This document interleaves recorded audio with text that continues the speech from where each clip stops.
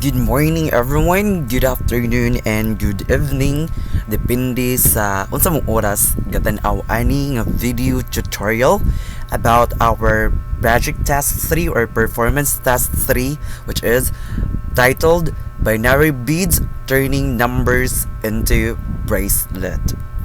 So before we proceed sa atong step-by-step tutorial about your performance task, let me discuss first unsa man ay ning binary numbers.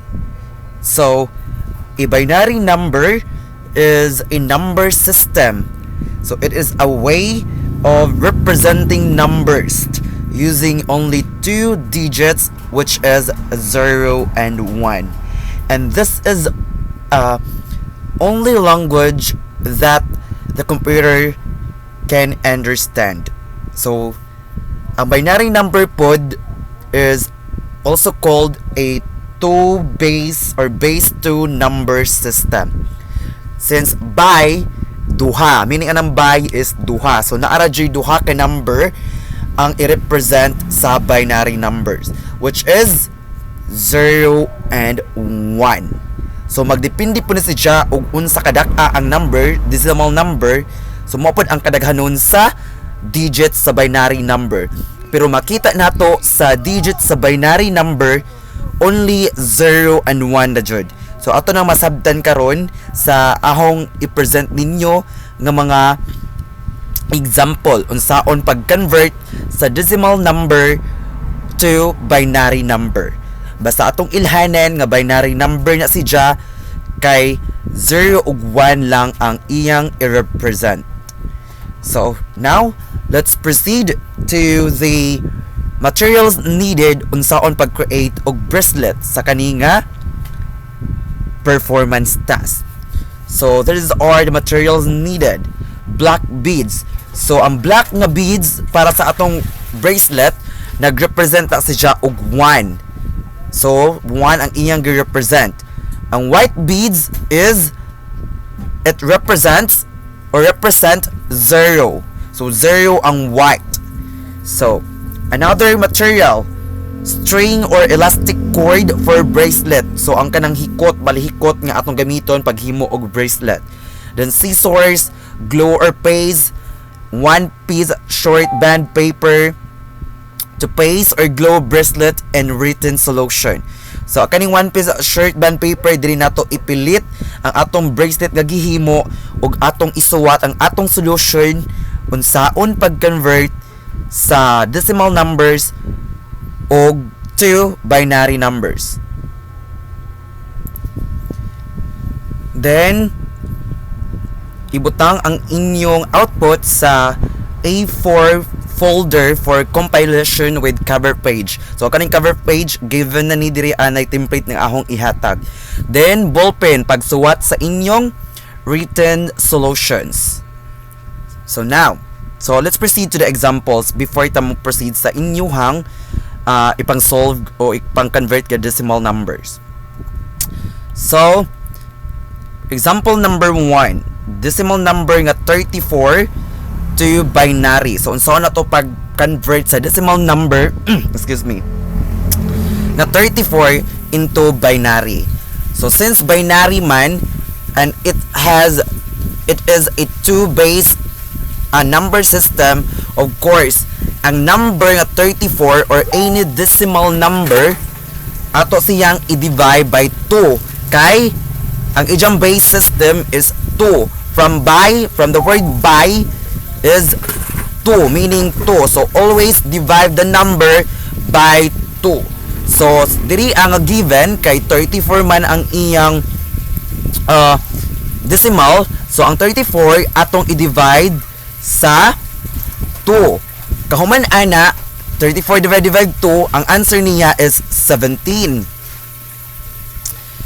Then ang remainder is 0. So why remainder? Kay 17 times 2 is equals to 34.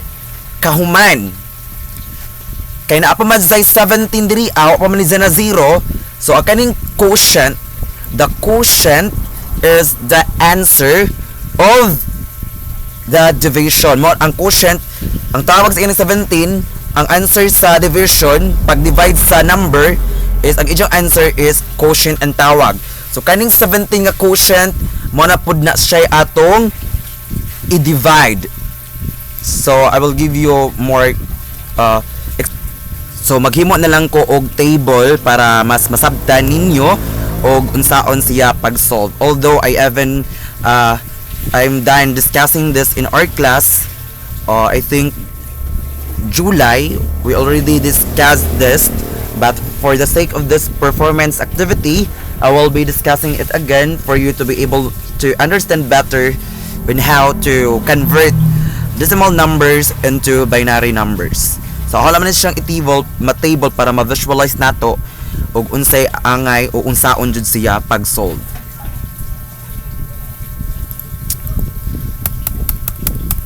So karon sa tag table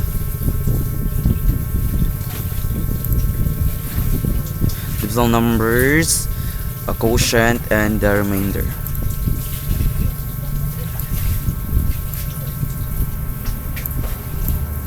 Naramin nato siya. So ato batong diri decimal numbers, then quotient, then remainder.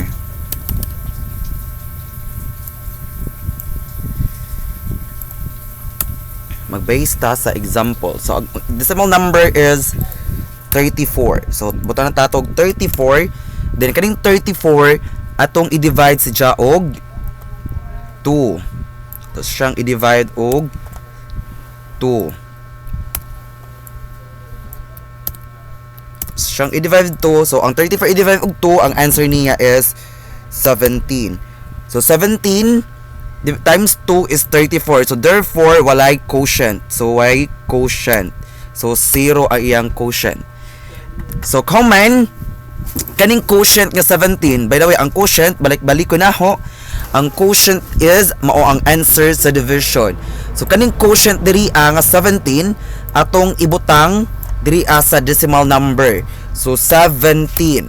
Common i-divide na pud nato siya og 2. I-divide nato og 2. Always divide the number by 2 since it is binary. So when we say binary, it is 2.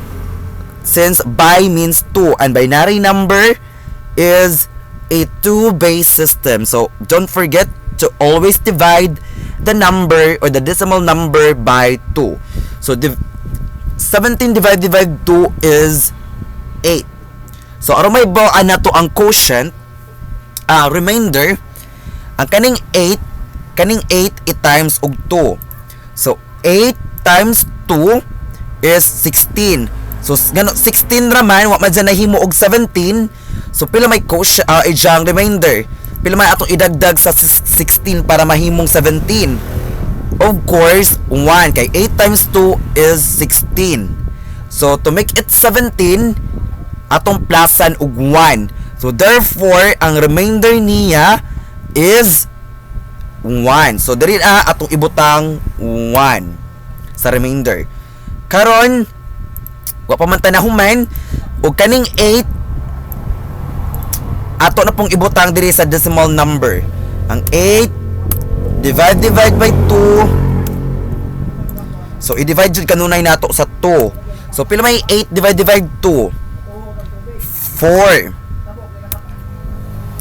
So 4. So aron may bawaan ang remainder niya, ang 4 times 2 atong i-times ang 4 i-multiply sa 2 which is 8. Since 8 man kani 8 man siya, so therefore walay remainder. So it is 0. Then wa pagyapon ta na human. Mahuman ra ta once ang quotient na niya is 0. So ato paning humnon kay ang quotient pa niya is 4 pa, wala pa na 0. So kaning 4 atong ibutang na pod diri sa decimal number nga column. So 4 divide 2. So 4 divide 2 pila man? It is 2. So karon atong mahibaw-an ang remainder by multiplying the quotient 2 by 2. So 2 times 2 is equals 4. Therefore, ang iyang remainder is 0. So since ang quotient is wala pa na 0, so kaning 2 nga quotient atong ibutang na po diri 2 divide 2 is equal to 1. Then kaning 1 aron mahibaw ang remainder atong i-multiply by 2. 1 times 2 is equal by 2. Therefore, ang quotient is, ang remainder, rather is 0. O karon, wa pa man jud siya na 0, so kaning 1 atong ibutang diri 1 divide 2. So, once ang dividends, kay ang 2 is the divisor, so, karon kay 1 divide 2 atong timan-an, always remember.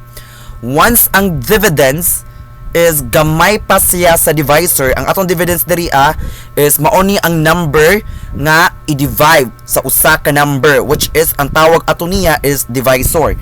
So ang atong dividends diri ang number nga maoy i-divide is mao ang 1. Ang divisor nato is 2.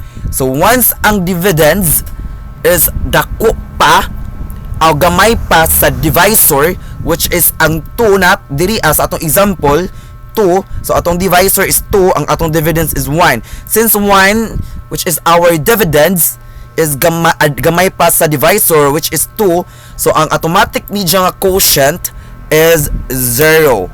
O ang iyang remainder, so ato ita kuan 0 times 2. So kaning quotient nga 0 times atong 2 is 0. So aron mahimo siyang 1 kani atong dividends, so atong i-plus ang 1 ang 0 to 1. So therefore ang remainder niya is 1. Karon, unsa man nato pagkahibaw sa iyang binary number? So mag-start ta sa bottom to up. That's why kani nga arrow, ang arrow is nag-atubang padung pataas. So therefore dito mag-start sa 1 0 1 0 0 0 0 1 0. Hukad sa ubos padung sa babaw. So mauna ang iyang binary number sa decimal number nga 34. So ibutan nato diri binary result atong i-copy ni tan-awon nato kani siya padung ubos gikan sa ubos padung babaw. 1 0 0 0 1 0. O karon atong timan-an ang bead pattern. The bead, ang color sa bead nga paghimo nato sa bracelet. So mo ani ang bead pattern niya, di ba atong ilhanan kung 1 is color black, then ang 0 is color white. Therefore, since 1 0 0 0 1 0 man, so ang 1 is black. Ang isang combination sa bead pattern sa atong una nga number is black, white, white, white. Kaya tulo man ka 0 diri then sunod na po ang sunod niya is 1 black and white. So maunay iyang bead pattern color para sa atong bracelet. Then another example. So maghimo patag last nga example. So himatag another example. Kaya siyang i-copy.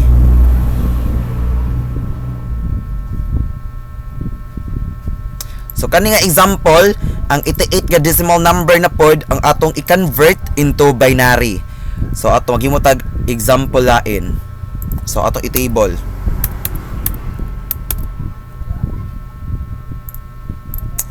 So di ba 88 na pod atong i-solve, atong i-convert. So si 88 diri atong ibutang og i-divide by 2. Always remember, ato rang always i-divide nato siya og 2. So 88 divide 2 is equal to 44. So 44 times 2 is equal to 88. Since 88 man siya, so ang iyang remainder is 0. Next, kaning quotient ka 44 ato na pong ibutang diri ug i-divide sa 2. Always divide it by 2. So 44 divided by 2 is equal to 22. So 22 aron may baan ang remainder, ang 22 i-times nato sa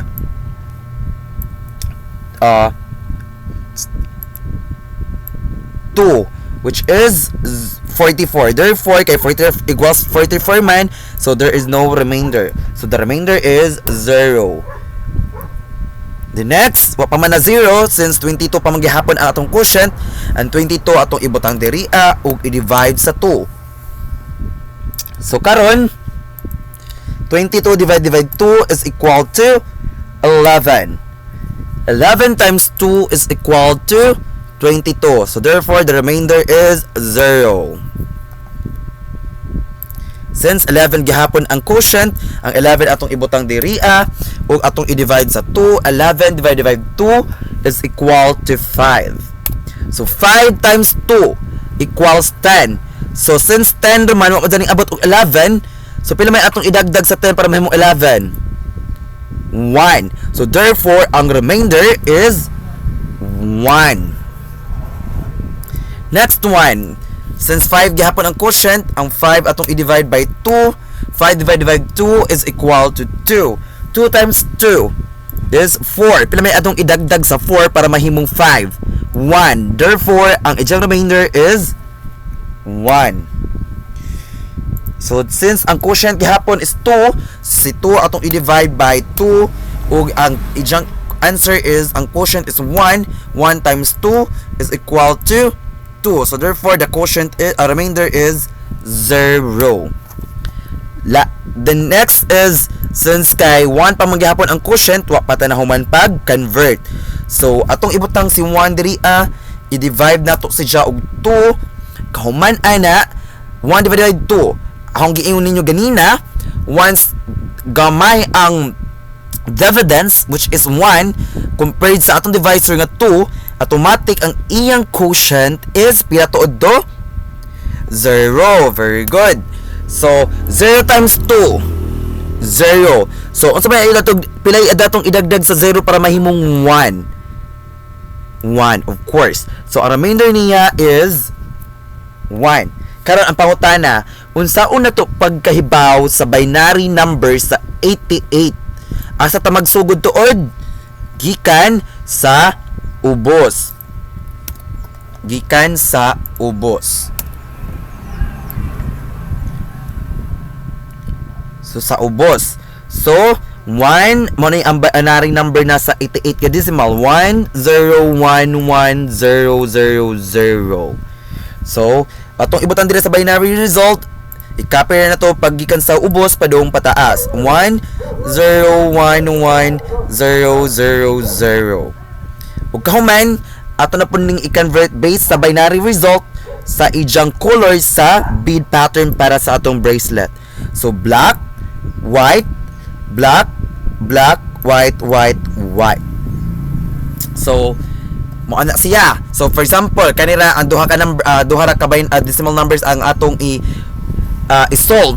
So kaning bead pattern sa decimal numbers sa example number 1 og bead pattern ani atong itimpo aron maka-create ta og bracelet. So mo na sa example. So karon aron maka-create og bracelet, mao ni ang inyong i-solve sa i-convert aron makahimo og bracelet kaning tulo ka binary number. So convert decimal to binary. Solve the given decimal numbers into binary by dividing by 2 and recording remainders until the quotient is 0. So muundang na mo og convert, muundang na mo og divide sa quotient kung ang iyang quotient na is 0. Always also remember, write your complete solution using ballpen on the band paper, which is A4. So dapat isuwat ang solution, dili i-type, isuwat. So mo ni ang inyong i-convert 45, 72 ug 19. So once may buan na ninyo ang ilang specific na binary number, inyo na pong i-identify ang color sa binary number sa 45, ang color nga sa 72 nga binary number ug 19 nga binary number. So how to translate the binary into bead pattern, ang color sa bead sa atong bracelet. Use black bead, so ang black is ang 1, ang white bead is 0. So pag create the bracelet, arrange the beads on a string. So i-arrange na to ang beads sa string katong hikot or cord following your binary system from binary number pattern sa number 1 which is ang 45, then sunod ang binary pattern sa 72 o sa 19. Then tie them securely to form a bracelet. The next, mount on band paper. So ang imong kanang paste or i-paste nimo or imong i-glue, ipilit ang imong bracelet didto sa tunga sa imong band paper. Pag human ana, below the bracelet, write the decimal numbers. Ang decimal numbers, ijang solution step by step, then final binary number ug ang bead pattern in words. So diri so ingani ang pagkasuwat niya kana siya same ani. Pwede po ninyo i-table ninyo para di mo malipat kana siya. Then sunod sa solution niya is binary number, the bead pattern. Then next one is compile your work. So saan asam na to i-compile? Place the band paper inside an A4 folder. Add a cover page, see the template below. Submit as one compiled output. Rubrics for grading. So mo ni ang rubrics unsaon pag-check na ho, unsaon pag-grado na ho sa inyong output. So mo ani ang cover page. Ang total niya is 40 points. So mo ani ang cover page niya. Kani mo ang cover page since so ato ni diri performance 3 o performance 4. So kaning creating mall merge ara ni tudlo po ninyo mag-create ko video tutorial bahin ana. So performance task in TLE 7, performance P3 binary beads turning numbers into bracelet, and PT4 creating a mall merge certificate. Okay, that's it and that's wraps up our tutorial in creating a bracelet using the binary numbers, turning binary numbers into bracelet. So I hope that nasabtan ninyo ang akong tutorial, and I hope nga mag-serve ninyo o guide aron pag-create sa bracelet. Thank you so much and God bless everyone.